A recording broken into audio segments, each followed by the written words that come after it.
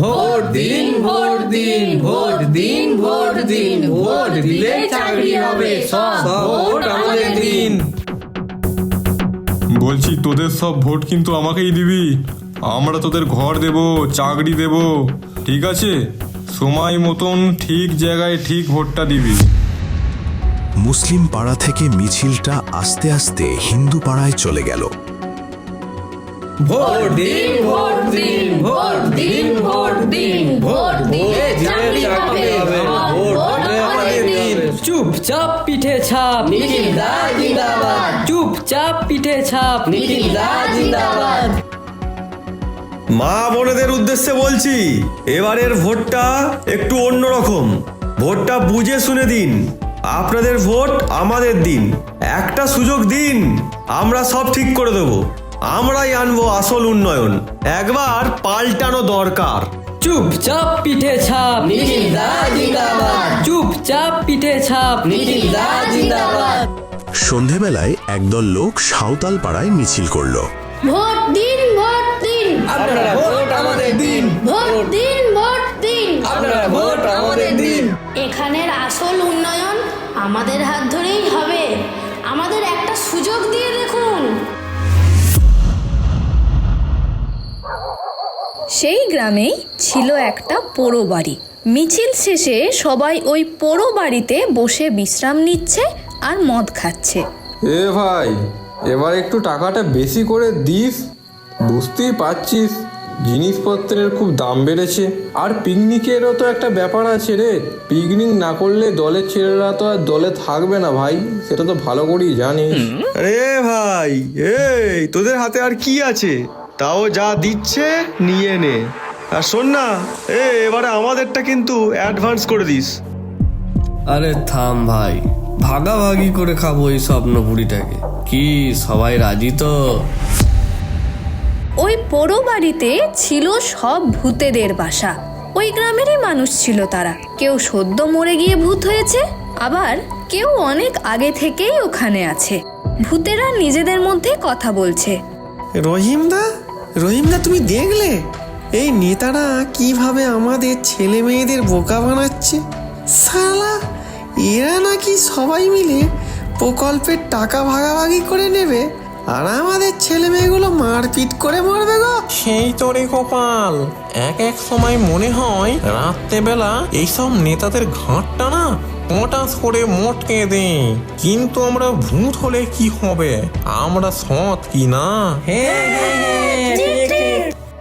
আচ্ছা, আমাদের মধ্যে থেকে যদি কেউ ভোটে জিতে মন্ত্রী হয়, তাহলে তো আমাদের ছেলে মেয়েদের আর চাকরিটা চুরি হবে না। আচ্ছা, মাস্টারদাকে যদি ভোটে দাঁড় করাই তাহলে কেমন হয়? স্বপ্নপুরীর সবাই মাস্টারদাকে খুব ভালোবাসতেন। তিনি সৎ মানুষ ছিলেন কি না? কি বলো তোমরা সবাই? হ্যাঁ হ্যাঁ, ঠিক কথা, ঠিক কথা। আরে থামো, আমাকে আবার ওই নোংরা রাজনীতিতে নামতে বলছো?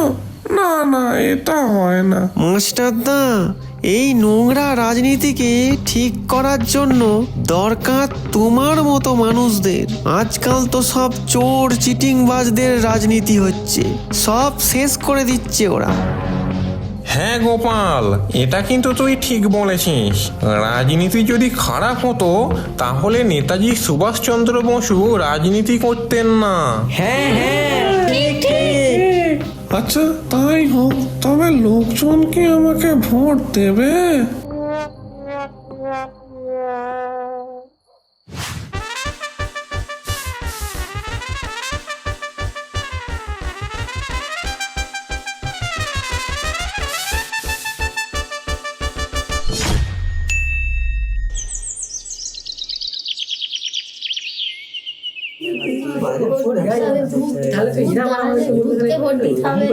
ওরে বাবা, এবার সব ভূতেরা কি সব ভয় দেখাবে?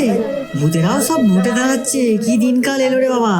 না রে, আমার মনে হয় মানুষের থেকে ভূত অনেক ভালো। চুপচাপ কলমে ছাপ। হ্যাঁ হ্যাঁ, পাল্টানো দরকার। দেখাই যাক না একবার কেমন হয়। সবাইকেই তো ভোট দিয়ে দেখা হলো, তাই না?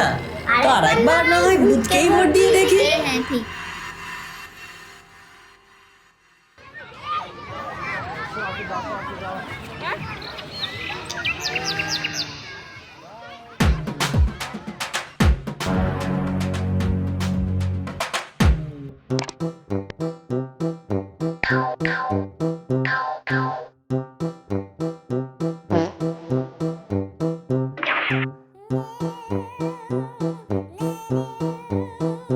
কার এত বড় সাহস যে আমাদের ভোট দিতে বাধা দিচ্ছে?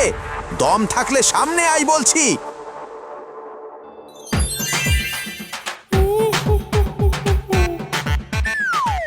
কি করছিস রে?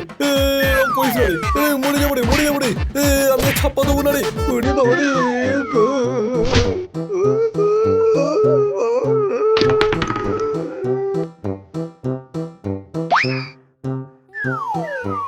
ওরে আমি আর ছাপ্পা দেবো না রে, পারিস না রে, পড়ে যাবে রে, পড়ে যাবে রে, গেলাম রে, গেলাম।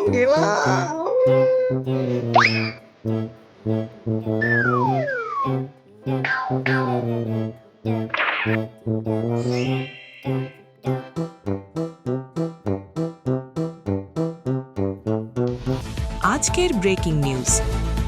সব বাঘা বাঘা নেতাদের হারিয়ে সবাইকে অবাক করে এবারের নির্বাচনের বিপুল ভোটে জয়ী হয়েছেন মাস্টার ভূত। আগামী 5 বছর এখন কেমন কাটবে সেটা সময়ের অপেক্ষা।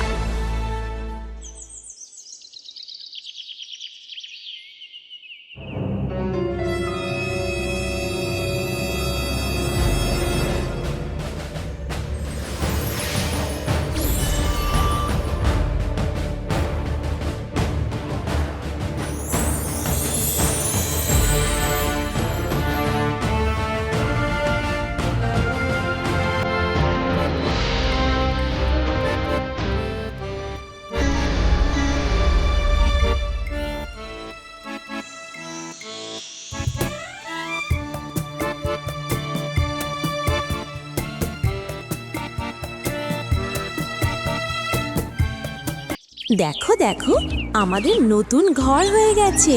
হ্যাঁ রে, দেখ দেখ নতুন রাস্তা, কত সুন্দর চারা গাছ, দেখো দেখো।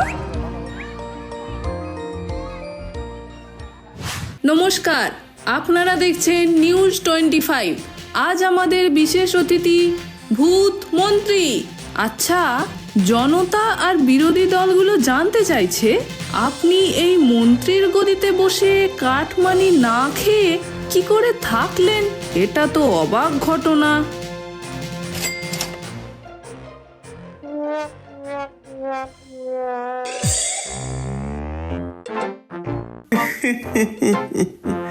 কে বলেছে চেষ্টা করিনি?